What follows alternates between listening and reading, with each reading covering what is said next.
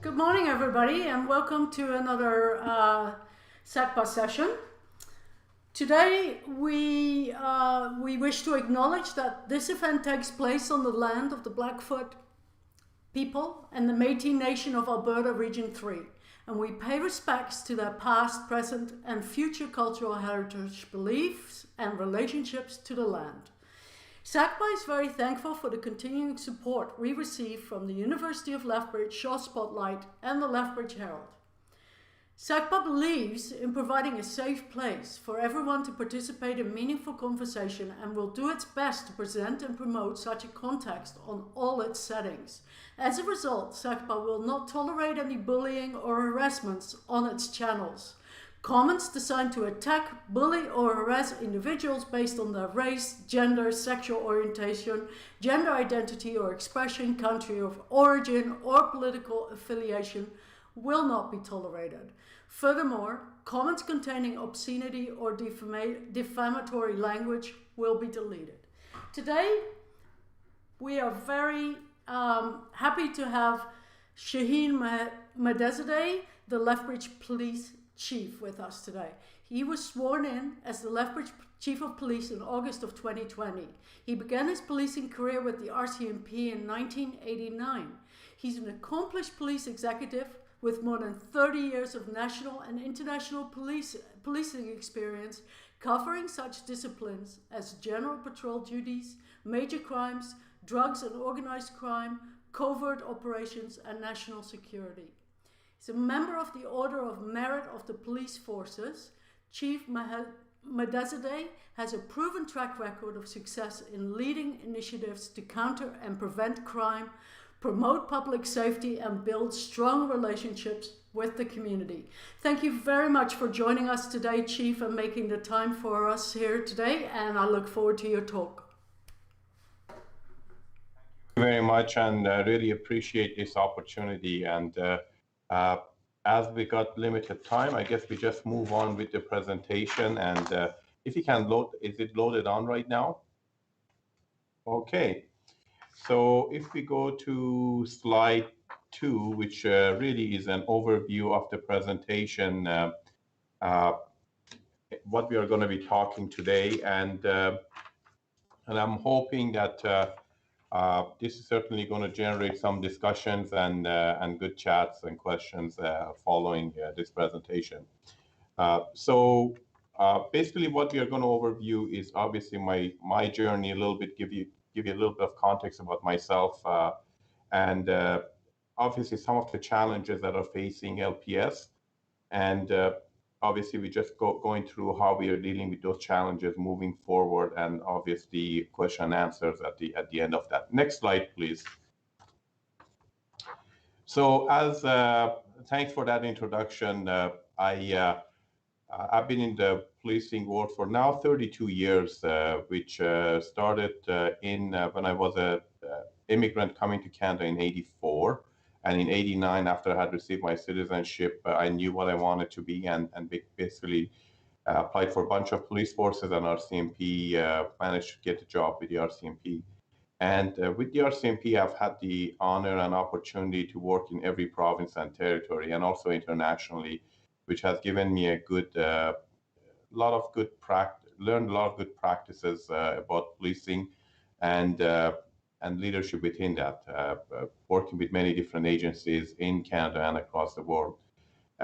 And now that we are settling in Alberta, there was an opportunity to come to Lethbridge as a chief here, and I'm quite happy and honored to be a police chief in Lethbridge, leading a great team here. So next slide, please.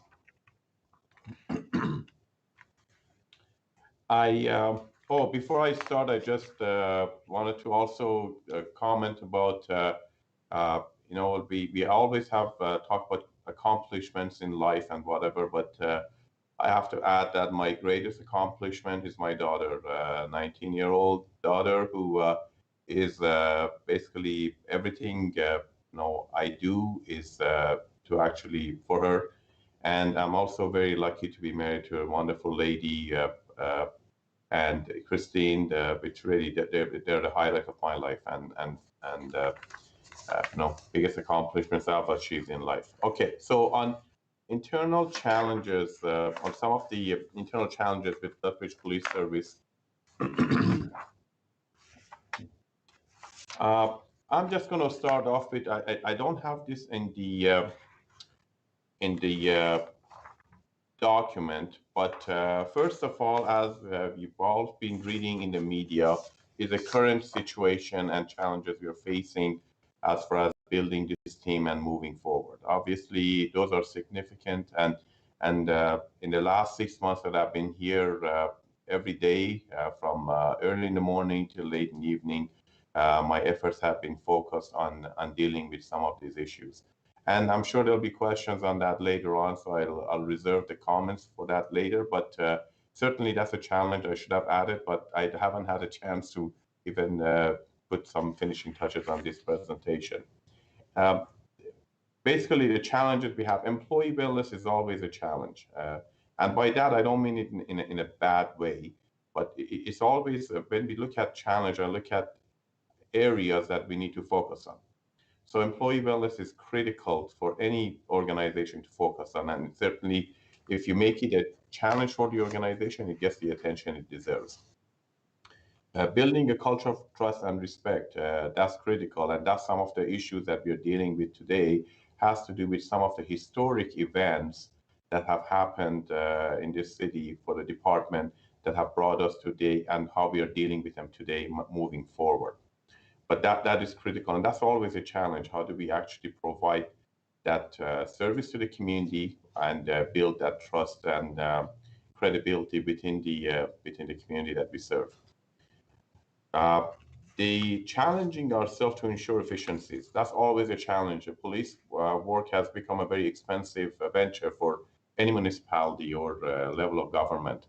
And there's always pressure on police leaders to come up with more efficient ways to manage their business, to deliver the police service, and keep the citizens happy. But I also can state that over the last 32 years as a police officer, I've found that police work has also become much more demanding. The demand from the citizens is much higher today.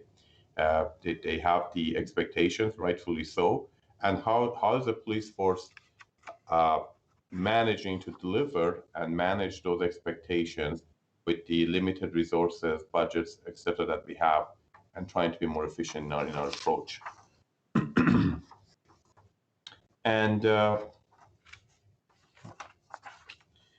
And also communication, basically talking about communications with every employee, and how do we actually reach our employees to make sure they're delivering the service we have that they can provide, especially in the current environment we have. How do I motivate people when you kept getting beaten in the media and it doesn't stop? How do you actually motivate these individuals, our employees, to actually focus on their work, on their mandate, continue to deliver the service that we do? In as much as we get negative media at times, I can tell you the calls for service do not stop or do not slow down. We still have a job to do. The show has to go on, and public still expects us to provide the service to them. Just want to go back, if you don't mind. I just want to take a couple of things on the last slide, internal challenge at the beginning of it, employee wellness. We have put many initiatives in place that we have over the last few years, few months, and even continuing with those. As I've mentioned, that's a very critical piece. A healthy team is only can provide the service to the community. And the motto here is you have to look after the people who deliver the service to the community. And if you don't have a healthy team, healthy employees, they can't do the work that they need to do. And our job is critical in making sure this community strives and become the city that people enjoy living in. So on that front, obviously, there is on the employee wellness, we have many things from mental health perspective to providing support to the employees through psychological means. We even recently have developed an app on their phones through Cordica, which provides them with immediate, if they're having a bad day, they can make assessments on that app and see if they need to make make it known to their supervisors or a peer or get the help they need. The biggest thing with mental health and employee wellness is it has to start from the individual, that recognition. And as I've spoken to a lot of our psychologists, they agree that a lot of times, unfortunately, in the policing world and the type A personalities that we have who typically get attracted to the business, uh, by the time they actually is identified there is a problem, it might be we have missed the boat maybe to really deal with it from an early stage. But that early stage is only evident by the individual themselves, and before it becomes more noticeable to others, if they can actually look after themselves at the onset or in the beginning, it's a much more success rate as to how we can manage and give them the help they deserve. The culture of trust and respect, I'm going to touch on that a little bit more. Police work is all about accountability. We have to be accountable to our citizens. There are, like in my department, as a chief of police, one word I would never use is somebody working for me. Yeah, I'm at the, at the chief of police, I have that responsibility, but it's not, nobody works for me. Everybody here works for our citizens, and I've made that very clear to the staff here. And that comes with a huge level of responsibility, especially in the policing business, when you're given extraordinary powers to deal with crime, to deal with issues, and keep the citizens safe. And those powers, we have to be accountable and responsible for the powers that we have. And and we are really trying to force that message and make sure that every employee is adhering to those.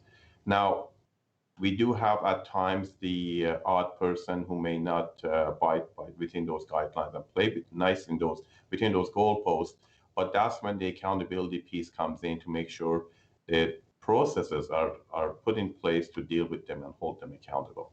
So that's critical, because if we want to have public trust, we have to make sure we have an accountable and responsible organization. And a lot of effort has been put into place in the last few months to really send that message, and also not only send a message but also show through actions and processes in place that we mean what we say, and we'll continue to message that, trying to draw those lines in the sand that are very clearly marked, and basically making sure people don't go outside of those lines.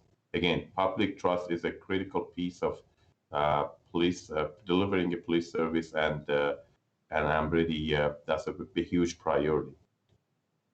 Now, when I talk about challenging ourselves to efficiencies, and this talks about how do we actually serve our citizens better? How do we drive crime down? What is our focus on what are some of the things that we want to do? Policing has changed. We want to be much more evidence-based and intel-led in our service delivery, and that comes through not just having more boots on the ground or more police officers out there.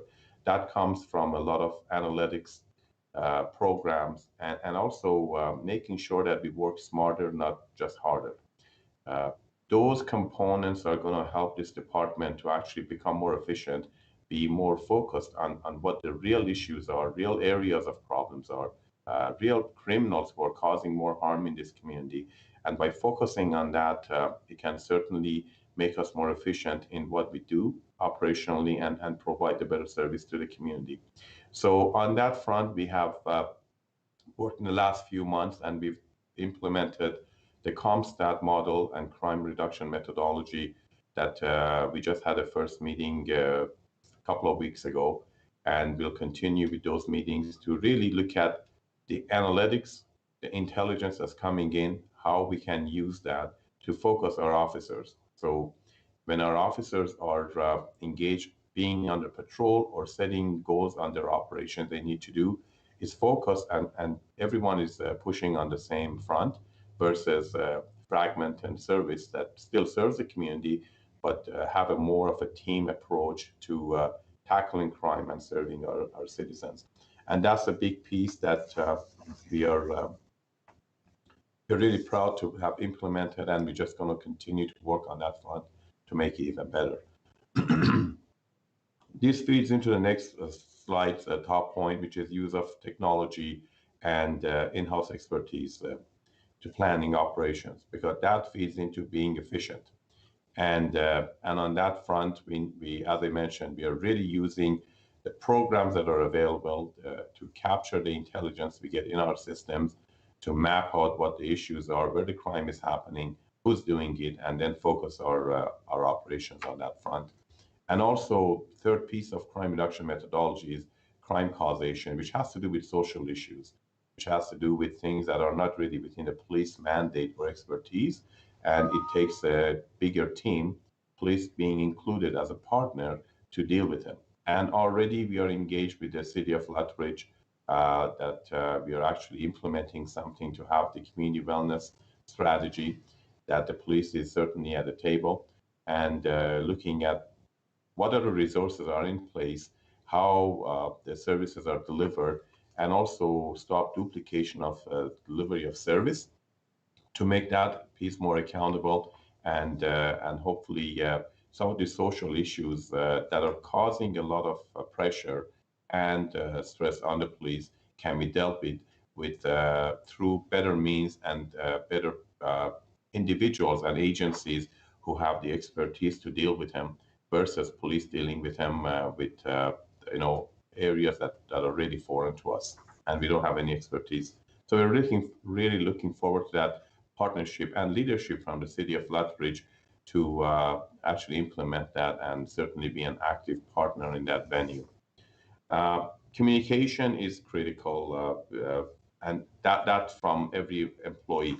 Now, I just had an opportunity when I arrived here to be able to have a one-on-one meeting with majority of the employees here, which I felt was really important to get to know people based on who they are as a person versus just a name and an employee number. And one of the biggest topic of discussion with majority of the employees was communication. And everyone is always looking for more communication and striving for that. And we all, when we are talking about that, a lot of people see communication only as a motion of up to down.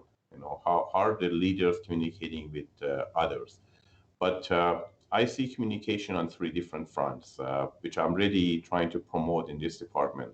One is basically top-down approach of communication as to information employees need to do their job effectively, and all the stuff that they may need to communicate to them.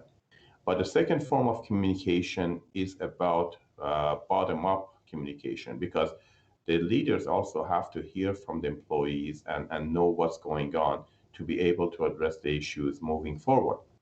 But the third level of communication, which is the most important that part of medium of communication that I really want to encourage, is the lateral communication, which is what goes on around people. How do we communicate to each other? How do employees communicate with each other? The stuff that they're talking about, and the efficiencies that they're talking about, the outside of the box thinking that they're talking over coffee, and that's critical, because that's the form of communication, in my opinion, that builds a team, makes a team stronger, because people are talking together. So I'm really trying to focus on that to see how we can improve communication from around us versus people looking at top down, bottom up. But that third level of communication is critical in organizations, team building and success, which feeds into the last piece, is how do we build a better team? And that's always a challenge for every organization, department, because I'm not aware, and I know there are no perfect teams out there. And anyone who claims they have a perfect team, they must have their head in the sand. We don't have perfection anywhere. As human beings, we are not perfect, and that starts with me. And organizations are made of human beings. So since we don't have perfect team, but there's no reason why we can't think of that perfection and moving towards that. It's a goal we never achieve, but every step towards a positive step towards that is a key step.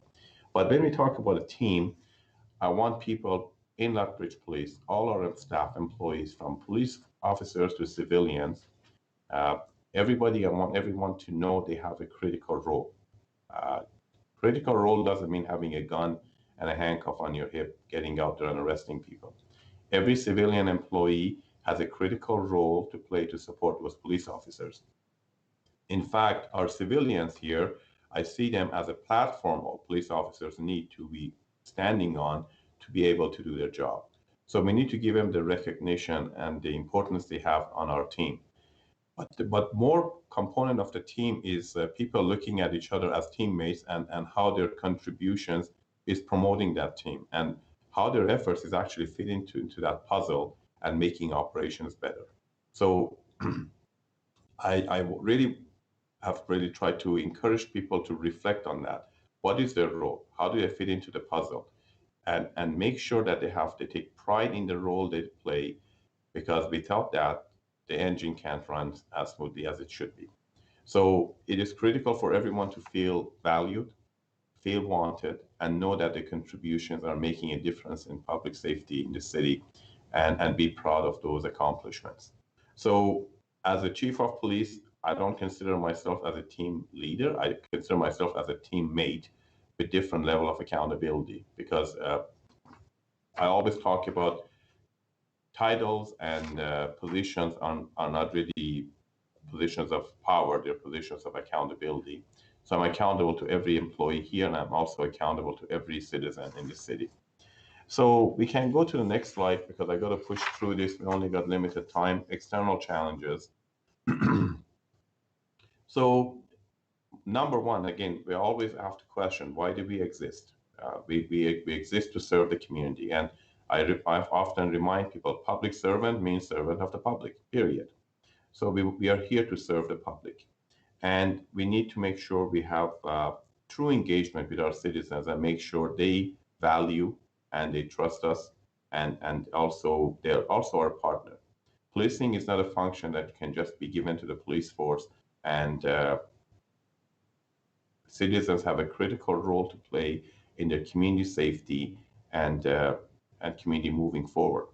And as they play their critical role and partnership, the police has that other piece of the critical role to make sure we do what we do operationally to reduce crime.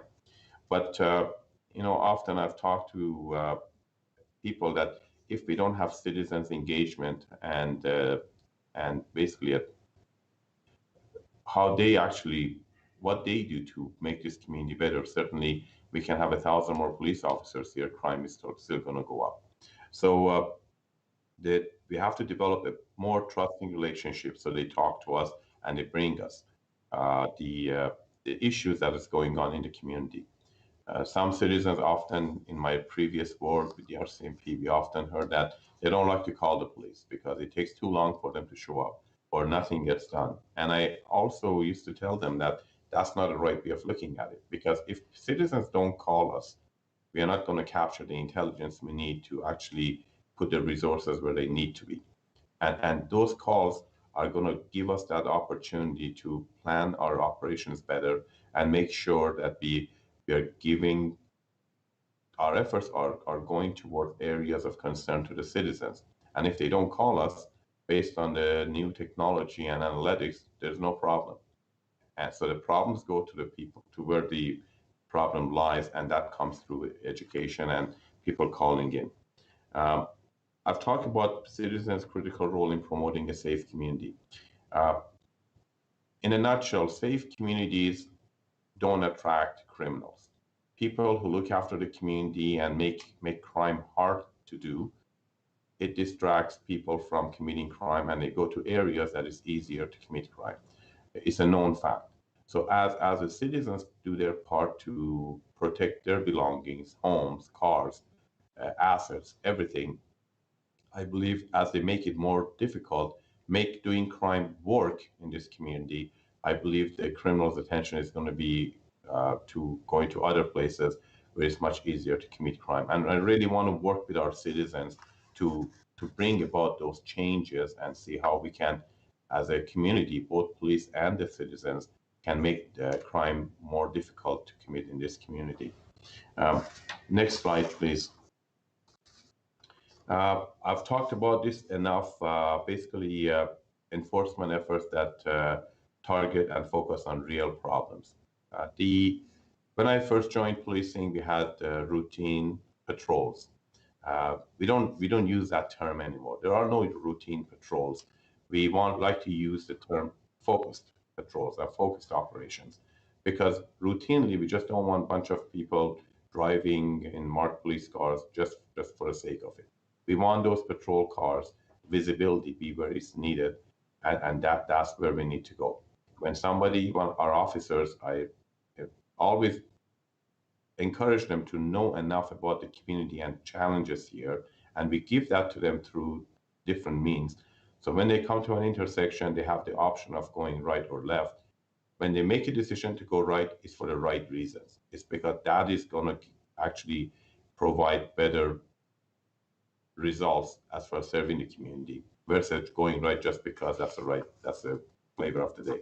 So we have to be focused in what we do, and I can't put enough emphasis on that. Strategic use of partnership is critical because we have many different programs and groups and agencies in this community who can really help the police promote public safety. As I said, it's not just police's function, it's everyone's function, but there are those strategic partners that can really uh, help us in that goal to try to make this city safer. We will never have a city free of crime. That would never happen. But as long as we're on the right track, reducing the crime and victimization, I think we're on the right track. Use of social media and recognition of both pros and cons of this tool. Social media is a huge beast, or actually benefit. So it depends how it is used. Uh, when something comes up, we get really beat up. When something good comes up, we get even beat up more. But at the end, we need to provide the information to the public, and that's what we do. What the public decides to do with that is their choice, but that's one medium that we can give the information quickly, efficiently, and easily to the public when we can provide the information. Sometimes both the media and everyone is, when something is going on, they want information right now. And we are bound by certain legislation and rules and laws around those that we can provide that. But we put something uh, out of respect to at least have the communication out there. But at times when we are not communicating, it's because we are hiding or we don't want to. It's because we can't. And doing so is going to cause more problems for the department and at times even derail investigations that have a lot of people have invested a lot of time on.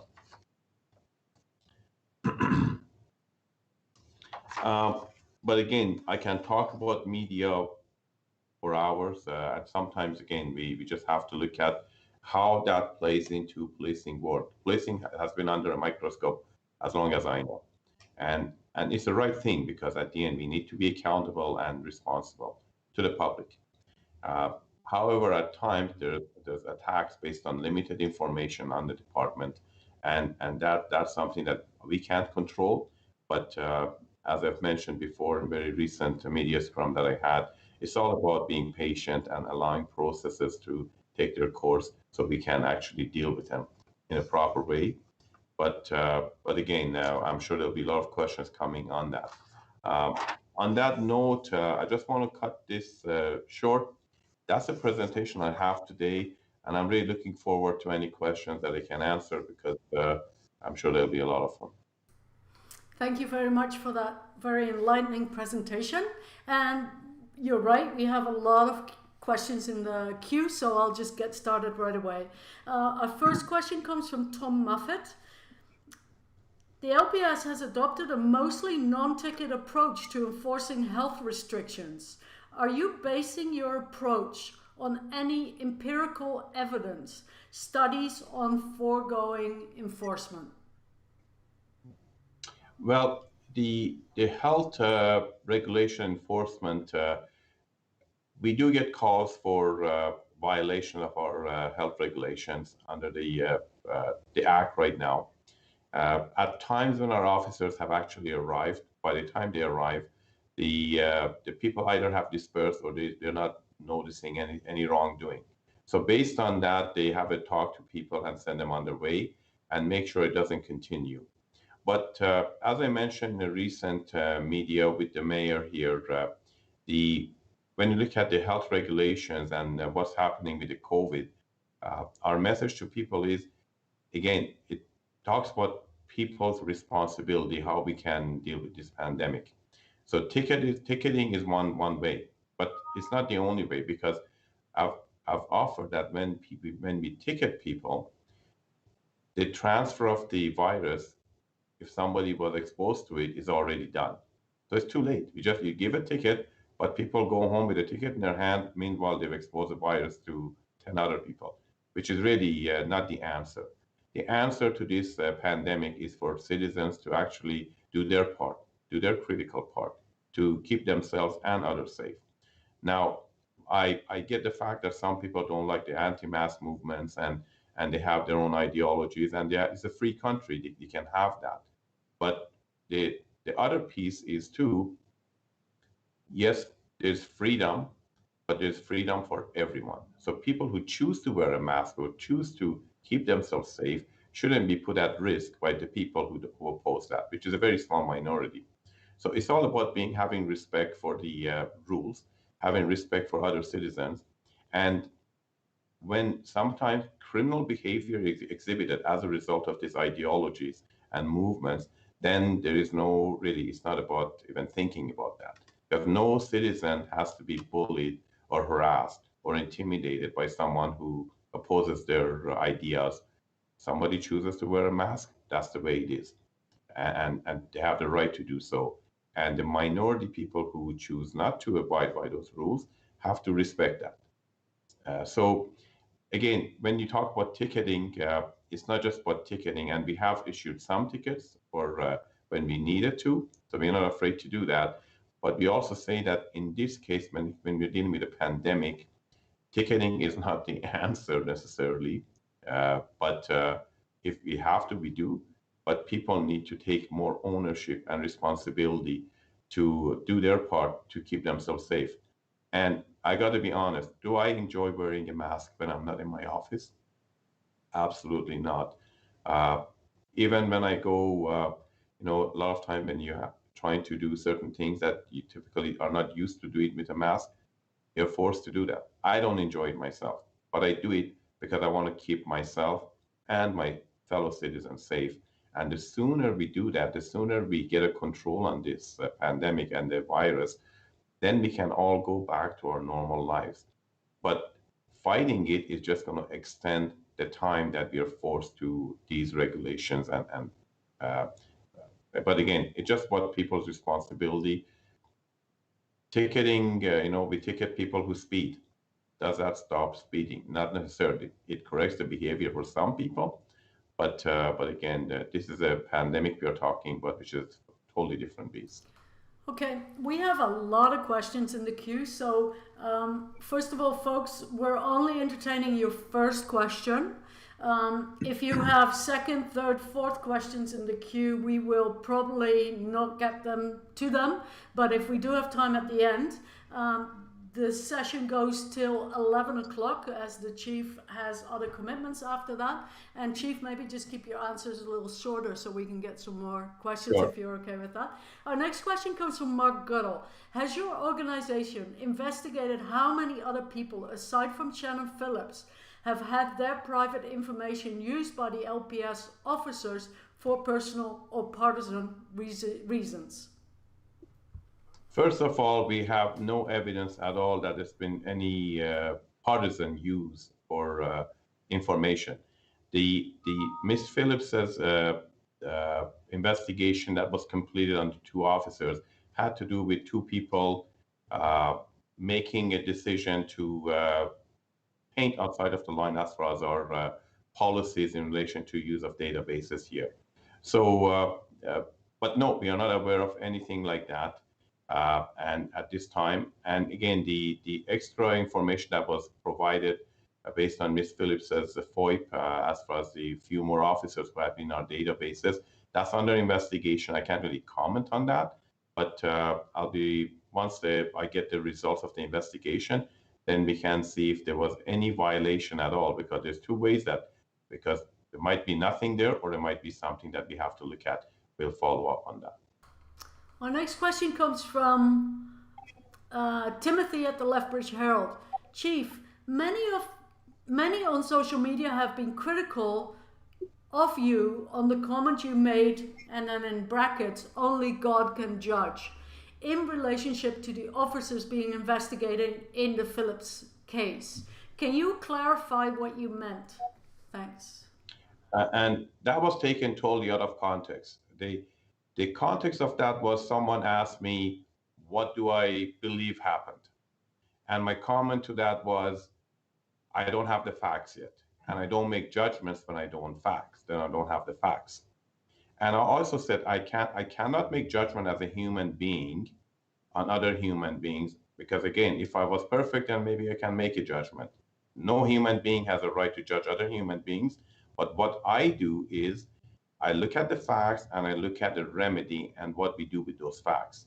And every human being has a right to their dignity, and making sure that we don't strip their confidence and dignity away from them. And I think even the most worst criminals in this country, they're still entitled to their dignity.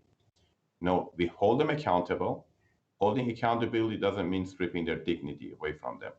And in this case, when I mentioned it was a generic statement that only God reserves the right to judge human beings, and human beings don't have the right to judge other human beings. That's my own policy, is as a human being, what right do I have to judge anyone?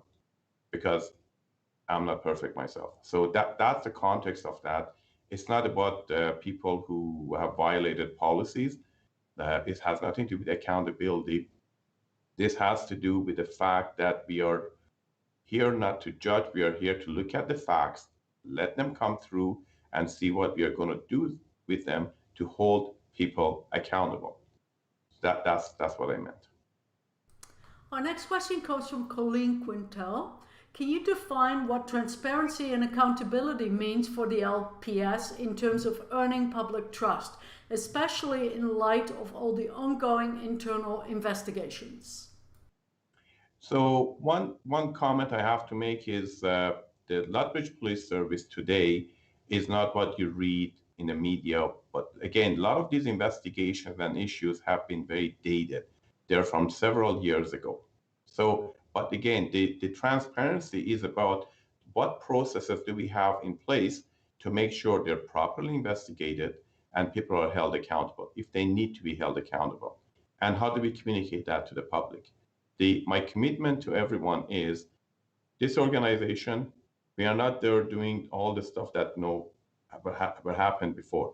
A lot of those investigations have been subject to, or files have been subject to proper investigations with outside agencies.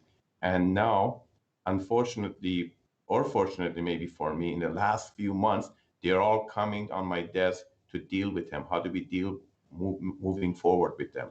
They are not pushed under the rug. They're subject to very active processes right now under the police regulations that we need to abide by to hold people accountable. These things take time, and I can't just swing a magic wand and expedite that. Everybody has a right to a right process, legal process, and that's what we're following. Because if we weren't to follow that, we have some officers who need to be held accountable getting off because of those processes that are not followed. So when we talk about accountability, it's all about making sure we hold people accountable through a right process based on communication with the public and be transparent in what we are doing. I believe I've been very much, as much as I can share with the public, I have done so. And I will continue to do that. But at times, people have to also realize sharing too much information is going to derail some of these processes and bring about negative results, which is not going to be good for the department or the public as far as what their expectations are. But my commitment is I will hold people accountable, and that's certainly going to be coming through the right process. But it takes time and I need patience. Our next question comes from Violet Mekma. What can the citizens of Lethbridge do to show support for our officers? Well, they're already doing a lot of that. Even when I walk around, they're coming to me showing their support. One thing, though, they would never do is go on social media because they get bullied in social media if they do support us, which is fine. But again, the show of support comes in different means. They're verbally telling us that they're in support. They take the time to actually communicate that to us through other means. And again, one thing that I see is they still calling us because they know their police force is there to support and protect them. And we take great pride in doing so. So I don't know. It's all about individual interest as to what people do. But I personally have got many comments of support, and also our officers do that. And I really want to thank all the citizens who take the time to do that, because during these times when organization is under attack by many different fronts, for a lot of stuff that we've already in the right path to correct and move forward, uh, these comments and support is critical to keep our employees motivated and focused on the job they need to do to keep this community safe. And you know what? I'm quite proud of the men and women in this organization who every day they show up for work. And my only message to them is, don't worry about the beatings. I'll take the beatings. I got a thick skin. But I just want them to just focus on what they need to do to keep this community safe. Our next question comes from Bridge City News. LPS released a statement yesterday that Minister Madhu wants an action plan from the LPS by April 16th. The statement goes on to say LPS will have it to him before then. What will that action plan include? Well, we've been working on it diligently, and in fact, every day we keep coming up with more ideas that we just want to share with the minister as to these efforts are not something that we just created. We have many efforts in the last few months that we've implemented and already on the go. When I came to this job, I knew there was some work to do on developing this team and gaining public trust. So this plan, we've been working on it, but now we're actually putting it in a context for the minister's review to assure him that we are already on it. We have been on it. It didn't take last 2 weeks to get on it. We've been on it for several months right now. So this plan comes under many different pillars, which as we look at some of these initiatives that we're already on the go, one is obviously ethics and accountability. That's the most critical piece because we need to make sure people have those are solid. And it's not that we don't have policies, we just have to make sure we have reminders of those components to every employee here. But again, I can put million more policies and processes in place. If people choose to not abide by them, policies are only as good as how people abide by them or not. If they don't, there's accountability measures that we put in place through the right process again to deal with them. But so one pillar is ethics and accountability. The next piece is leadership development. Then there's employee wellness and mental health that we need to provide to our employees. Database access is a big topic, so we make sure we have measures on that right now to make sure it's more controlled and defined as far as the use, proper use, and communication, and also a communication strategy, both short-term and long-term, internal and external, to make sure we are providing the information that's needed. So really, the action plan encompasses those 5 pillars and initiatives under those. And once we have it actually completed, presented to the minister, I'll be more than happy to share that with the media and basically have a more detailed discussions on that. Right, our next question comes from Knut Peterson. Chief, were you aware of most of these problems you are having to deal with now before you were hired as chief? Yes, I was. I read the media like anybody else. So before my time here, uh, I knew about some of these incidents that are actually coming up. But the so certainly knowing that I came here, I one thing I didn't expect is the pressure, obviously, because I knew there'll be public pressure, and but now the pressure is a little more than what would have expected. But that's my job to deal with that. I think I know we have a great team to move forward and address some of these issues because some of the stuff people read, and unfortunately, especially one media outlet is very good at making it as today's problem that this stuff is happening today, but it's not. These are historic stuff that we are dealing with, and if they happen today, we deal with them again. One commitment is we are going to hold people accountable to the right process and make sure people abide by the rules and the critical role that they have to play, important role they have to play in the community. So, uh, on that note, we will continue to work on that front, work with the people, and make sure the right things are done. But again, I certainly knew some of these issues, but I also know some of the issues are already investigated. And now we are at the stage that we have to make a decision, where do we go with them? So investigation is completed. What do we do with these officers?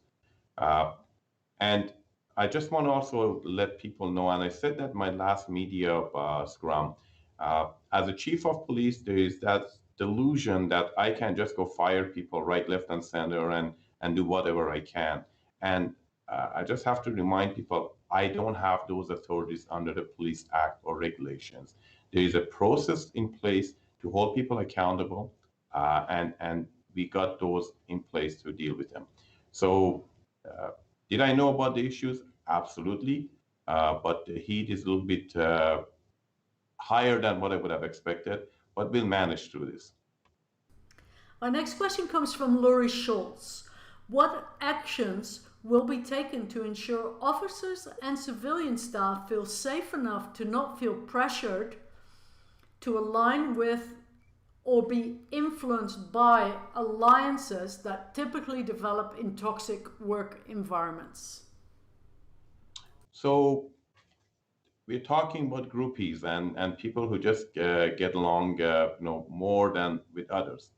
Any organization has that. But what I have is, again, trying to promote the team concept and make sure people. My expectation of the employees here is very simple: come to work, do the job that you're paid to do, be an average employee, serve the community, go home to your family. Now, that is a very simple expectation. But how these, people's personal friendships or anything, I have no control over what the people do on their time off and who they want to hang out with. But the critical piece is when you're at work, you're going to be respectful of everyone internally and respectful of every member of the community. And if you have a bias or attitude towards an employee or anything, you take that home with you. You're not going to display that at work. If you do, we're going to deal with you. We're going to hold you accountable.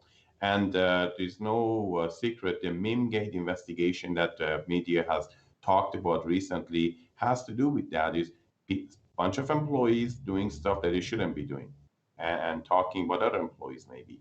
And so again, it's all about accountability, setting the rules straight that behavior is not going to be tolerated.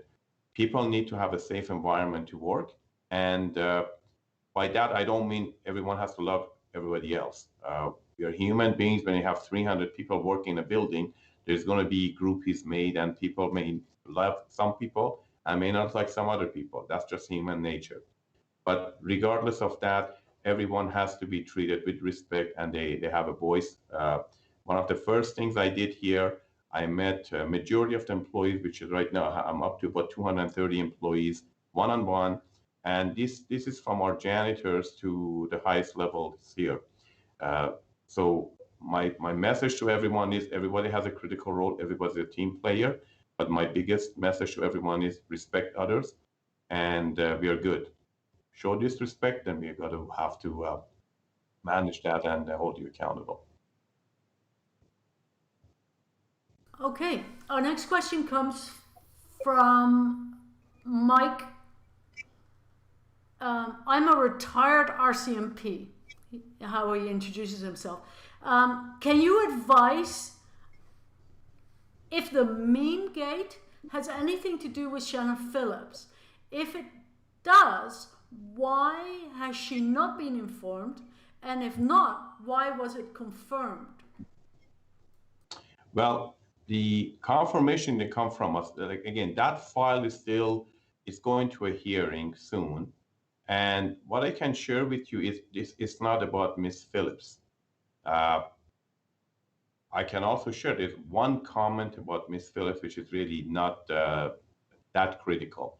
So in that case, it's going to a hearing, which is a public hearing, and all that evidence once it's presented, people are going to know that this wasn't a group that was set out to talk about Miss Phillips.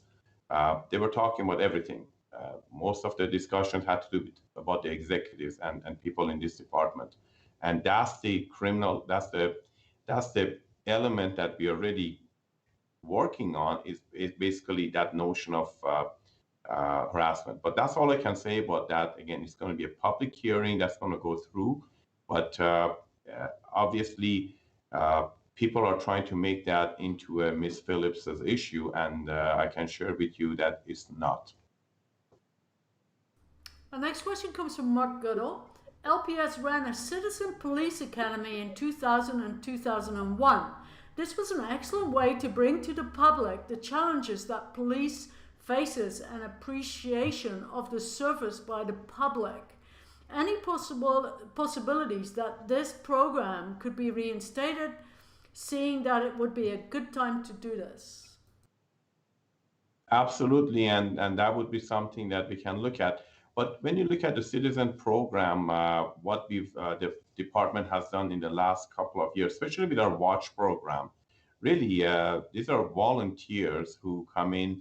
They're walking around, basically looking after the downtown core, and also getting exposure to the department. In fact, that program has resulted in people starting in there as a volunteer, getting into an employment with that program, getting into a CPO or community peace officer, and becoming police officers. We have evidence of that, how that's happening. And these volunteer group actually with the watch, because they're more of a hands-on approach with what the issues that are going on in this city, are getting a good perspective of what is going on and how the department is reacting to a lot of these. But certainly another program would be definitely something that we would welcome, provided we have the funding and budget to do that, because as you know, we had a budget cut recently too, so we need to manage that. But certainly a great idea, and I'll take a note of that to see how we can implement something like that. Thank you. Our next question comes from Knut Peterson. Chief, can you please explain the relationship between you and the Lethbridge Police Commission? The relationship is great. I have a lot of respect for our commission, and we have a very good relationship as far as communication, making sure we are talking and addressing the issues. So I feel supported by them, and they have also my commitment that I'm going to do everything I can do to continue with the important role that I have to make sure this department continues to deliver the service that they need to the public. I'm going to jump here and ask a question, if I may. How is your service dealing with the opioid crisis that is just really intense in Lethbridge? How is that going? The opioid crisis, again, it brings issues to the policing, but it's a social issue. And as I mentioned, alluded before, that we are working with the city to see how we can actually address some of these through better social programs and support for these individuals who have the addiction issues. Again, a lot of time when you look at addiction, it's not something that the police has expertise to do. Our job, when we get a call over a crime or somebody not behaving right because of those issues, our response typically is going, putting handcuffs on people and taking them away. The answer isn't the handcuffs. The answer is support for them.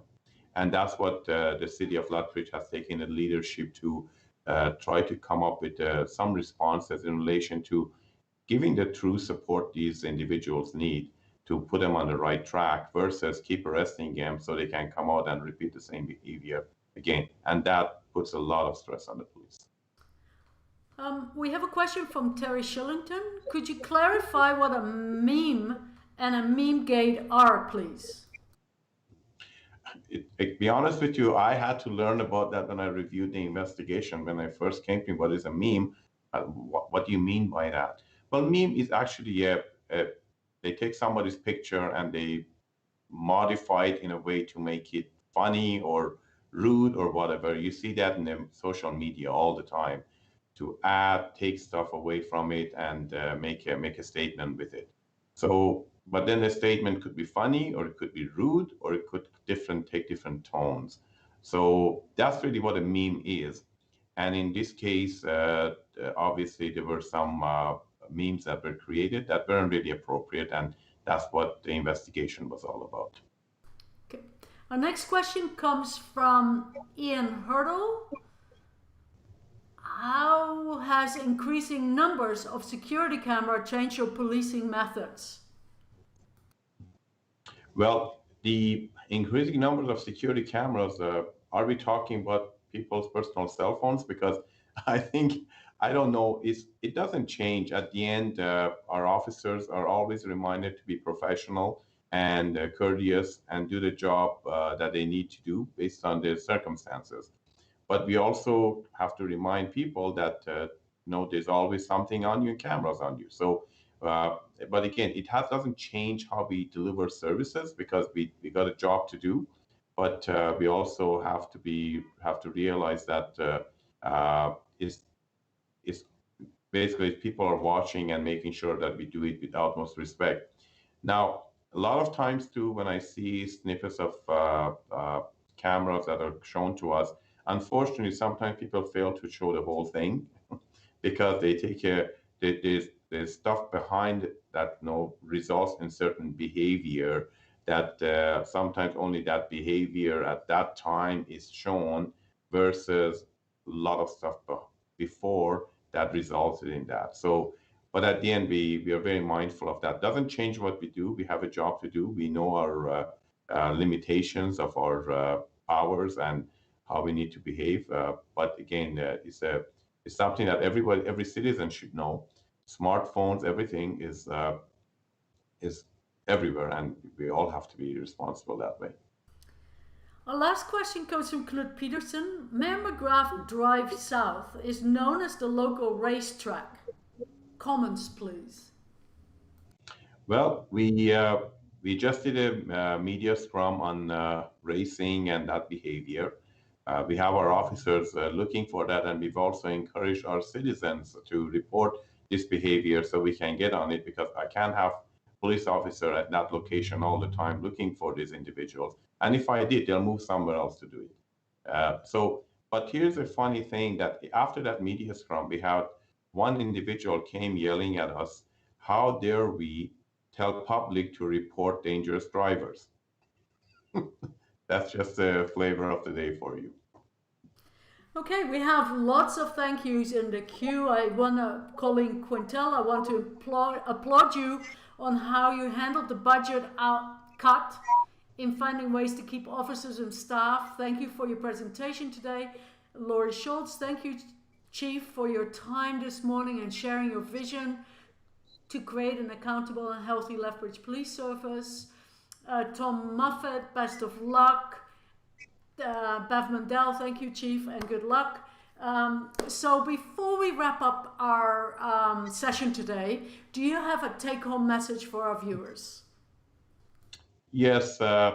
First of all, I want to really thank everyone, again, whoever took the time to actually listen to this, and yourself for allowing me to actually have this. This is great to at least get that connection and discussion with the public, and I really value that. my take-home message is we are on the right track.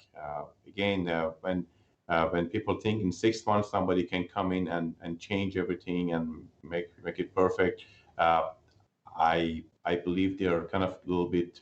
Again, I don't have that magic wand, but we are on the right track. We have a great team here to make it work and make it happen. But what it does take is patience, because there are processes that are totally out of my control, out of anyone's control, that they need to be respected to move forward. And uh, the first priority I have right now is managing to clean up some of the previous stuff that's still lingering for this department, and they keep coming to the media. And even though some of them are still concluded, they continue to come. What I ask is patience, and we are on the right track.